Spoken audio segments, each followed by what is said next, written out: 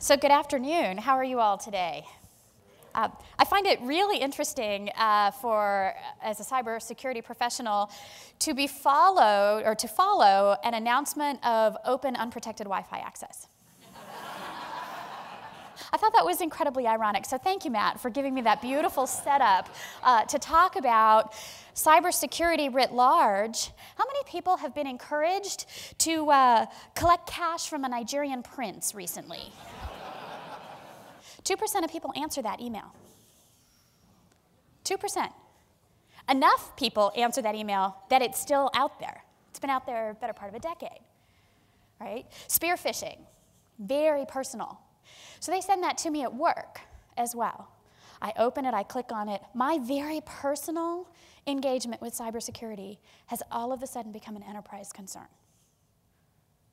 And one of the great things about being the embodiment of the federal government cybersecurity program, both for protection of the federal government and for our outreach and interaction with the critical infrastructure, key resources, private sector, is that there are a lot of us who understand this and who are really trying to make a difference. And so it's a very real and very profound problem that we're all facing right now. In an environment where our enterprises have grown up being lashed together, because the pressures to get the job done are just going up, and the technology is there to help us. But if you don't connect all of those in ways that take into account this security issue, that allow the automation and the forethought and the architecture planning, you create even more opportunities for the enterprise to be at risk. Organized crime, according to the FBI, is making more money off the internet than any kinetic activity today. So this is the money-making nirvana for people and for groups that are out there. And a lot of the reason is it's easy, right? We have to focus on rebuilding the IT environment in thoughtful, coordinated, executable ways, focused on things like identity and interoperability and authentication and automation and standards, while keeping innovation alive. And in the United States, we're in this situation where it's government and industry. And it's government and industry working together in order to be successful.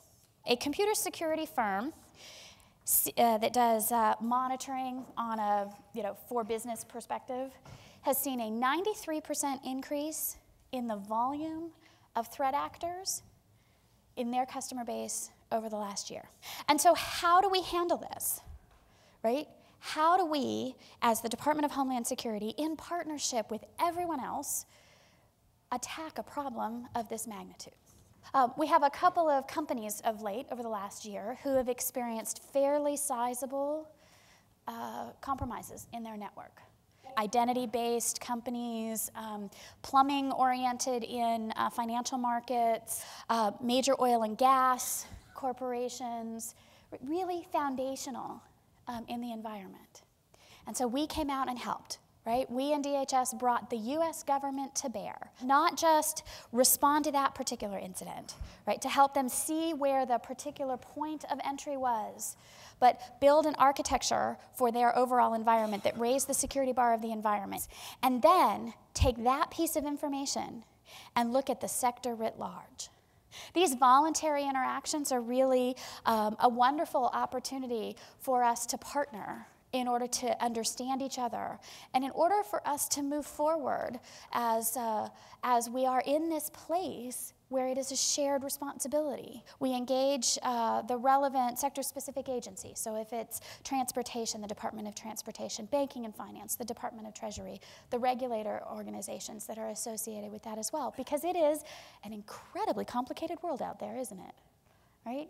Everybody's got to come to the table in order for us to be successful, right? We continue to make available cybersecurity evaluation tools. These are corporate-level policy-oriented reviews that involve technology reviews when necessary, but we need to have visibility. We need to have metrics. You have to have a resiliency model. You have to have, if you have a risk management infrastructure, cyber has to be a part of your risk management infrastructure.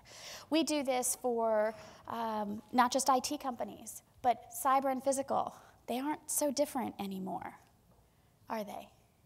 So these evaluation programs where we go out and help are about raising everyone's understanding of what it really means, about putting it on the agenda of that company so they understand how to attack what seems like an unbounded problem, because very personal things become very enterprise things across the board. We do these evaluation programs not just for critical infrastructure, but also for states, local governments, major urban areas, because when a crisis happens, government is very local, and we have to be able to provide response activities in each of those ways. And we work very hard to increase the baseline skills and knowledge of everyone.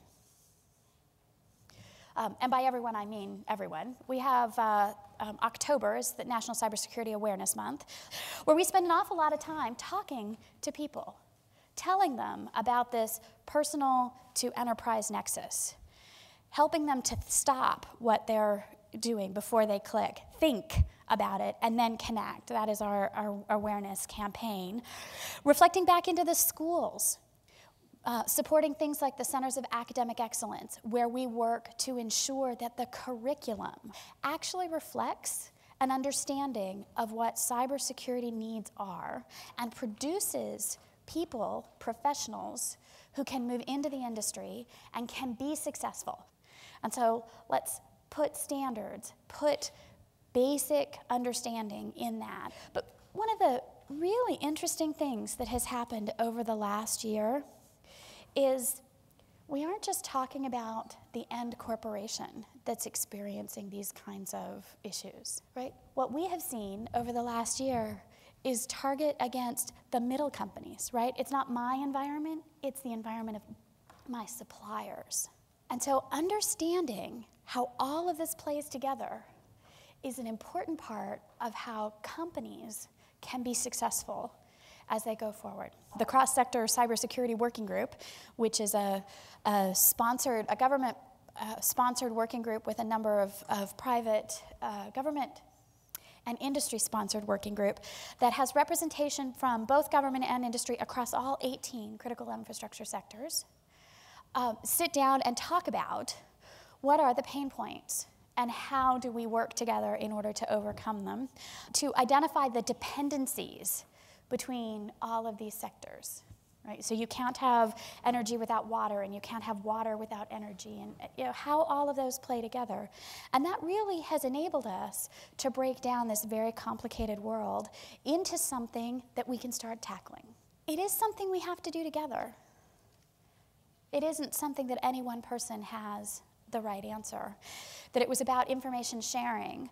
It was about an ability for government to tell industry what it knows and industry to tell government what is needed in very trusted and protected ways, because we are interconnected in this world.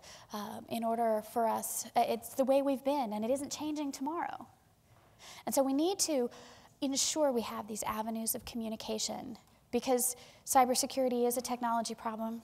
It's a personal problem, it's a behavior problem, and it's a problem where there are more of them than us.